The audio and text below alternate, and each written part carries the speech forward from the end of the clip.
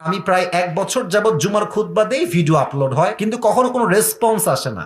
কেউ দেখে না ভিডিও। এই 10টা 20টা লাইক পড়ে, দুই একজন কমেন্ট করে, মাশাআল্লাহ, আমি তাতেই খুশি, আলহামদুলিল্লাহ। দুই একজন দেখলে আমার জন্য এনাফ বা আমার খুশি কারণ হয়ে যাবে। তো আমি বাইপাস দিয়ে যাচ্ছি বাইক নিয়ে, ভাই আমার কাছে কিছুই নাই, বিশ্বাস করে না আছে টাকা, আর আমার 2টা সাদা পাঞ্জাবি ছিল, আর আমি যেই জুমার খুতবা দিতাম জুব্বা যে পরবো, জুব্বাও ছিল না ভালো। আমার বন্ধু থেকে জুব্বা ধার নিয়ে আসতাম যে বন্ধু দে, জুব্বাটা পরে মাহফিল করব বা একটু দোয়া করব, এই ওয়াজ হবে, আবার তোকে জুব্বা দিয়ে যাব। তো আমি এই অবস্থায় মাহফিলের জন্য বা রাস্তা দিয়ে হাঁটতেছি, যে আলহামদুলিল্লাহ আল্লাহ হয়তো আমার রাস্তা খুলতেছে, এই তো রাস্তা আমার খুলে যাচ্ছে। তা আমি একটু ভাব নিলাম, আমার কিন্তু ডেট মেট কিছুই নাই।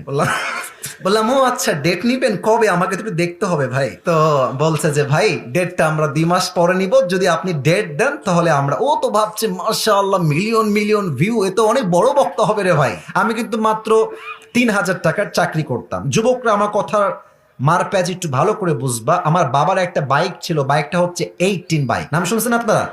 ডায়াং ডায়াং। তো ভাই এত ঝাংরি বাইক আমি জনমেও দেখি নাই। স্টার্ট দিয়ে এখান থেকে যাই 1 কিলো গিয়ে আবার বন্ধ হয়ে যায়, ওখানে গিয়ে আবার এমনে ঝুকাই, তেল আছে তাও চলে না। তবুও কোন মতে ঠেলে ঠুলে চালাইছি কয়েক মাস যাব। আচ্ছা, একটা পর্যায়ে গিয়ে এমন একটা অবস্থা হলো আমার পকেটের, যে তেল যে ভরবো বাইকে ওই টাকা আমার পকেটে নাই। তা আব্বাকে বললাম, আব্বা मैं माफी भी मांगता हूँ, দোয়া भी मांगता हूँ, আমার দ্বারা এই বাইক আর চলবে না, তোমার বাইক তুমিই রাখ। তা আব্বা বললো কি করব বাইকটা, আমার পায়ে তো ব্যথা, আমি তো হার্টের রোগী, এটা কি সেল করে দিব? বললাম বিক্রি করে দাও, আমি এটা বিক্রি করে সাইকেল কিনবো, সাইকেলের চাইতে ভালো হবে আমার জন্য। তো যাই হোক, বাইকটা বিক্রি করব ভাব, মানে এটা এইভাবে কখনো আমি আগে কোনো মাহফিলে বলি নাই, এতটা ব্যাখ্যা দিয়ে বলি নাই, আজকে বলছি বাইকটা বিক্রি করে দিব অভাবের জন্য। বাট বিশ্বাস করেন সেই সময়টা প্রতিদিন তাহাজ্জুদ পড়তাম, প্রতিদিন আল্লাহকে বলতাম যে আল্লাহ তুমি আমাকে কবুল করো, আমার চেষ্টা কবুল করো। আর আমি 2 জনের ওয়াজ খুব বেশি শুনতাম, এক আজহারির ওয়াজ শুনতাম খুব বেশি, আর একজন আমি আল্লামা দেলোয়ার হোসেন সাঈদীর ওয়াজ খুব বেশি শুনতাম সেই সময়ের কথা। It has been 3 years or maybe 4 years back, 3 বা 4 বছর আগের কথা। তো হঠাৎ করে আমি একদিন জুমার খুতবা দিলাম।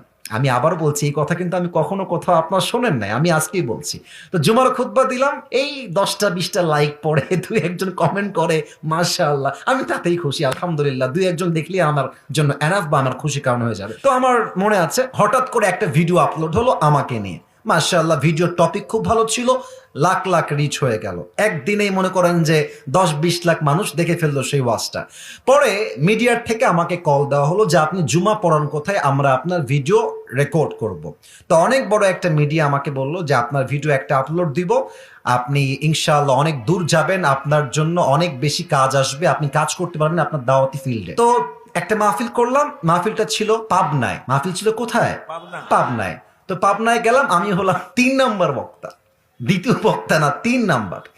তো আমাকে যখন ওয়াজে দেওয়া হলো, দ্বিতীয় বক্তা খুবই রাগ, আমার টাইমটা তাকে কেন দেওয়া হচ্ছে, ওকে তো দিয়ে কাজ হবে না, ওকে নামান, একে দিয়ে কাজ হবে না। এটা 3 বছর আগের কথা, বেশি না, 3 বা 4 বছর আগের কথা।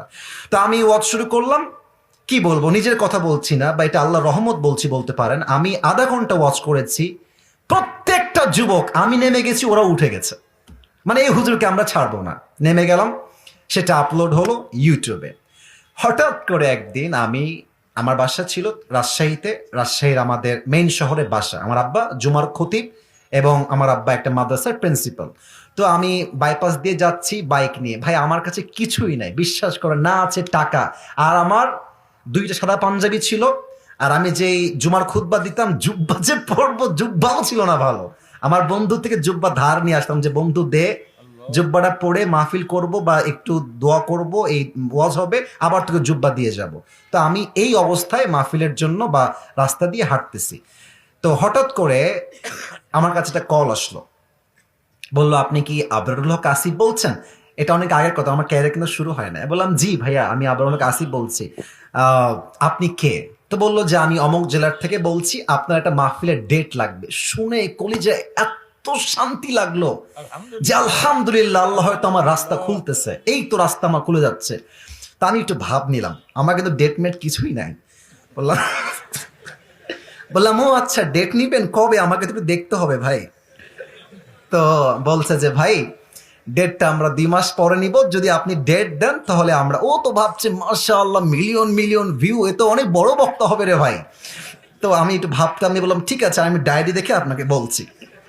আমার ডায়েরিতে কোনো ডেটই নাই। তো যাই হোক, পরে সে বললো যে ভাই ডেট কি আছে, ডেট কি হবে? আমি নিজেই, আমার তো ডেট লাগবে রে ভাই।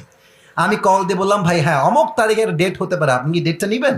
তো বলছে অবশ্যই নিব। তো বলছে যে ভাই আপনার হাদিয়া কত? আমি তো জীবনে হাদিয়াই নেই না, হাদিয়া কত বলবো? এখন বলছি যে ভাইয়া হাদিয়া আসলে বলা যাবে না, আপনি বলেন যে আপনি আমাকে কত দিবেন। তো আমার বেতন কিন্তু ভাই মাত্র 3,000 টাকা, এবং 3,000 টাকা এত কম আমার জন্য, বাইকের তেল ভরতে আমার 3,000 টাকা শেষ হয়ে যায়, খাবো কি আর পরবো কি? তো আমার ভাই বলছে যে আপনি একটু বললে আমার জন্য খুব ভালো হয়। তো আমি বললাম যে আপনাদের গত বছরে কে আসছিল? বলছে আমাকে একজন বক্তা আসলো। কয় টাকা দিয়েছেন?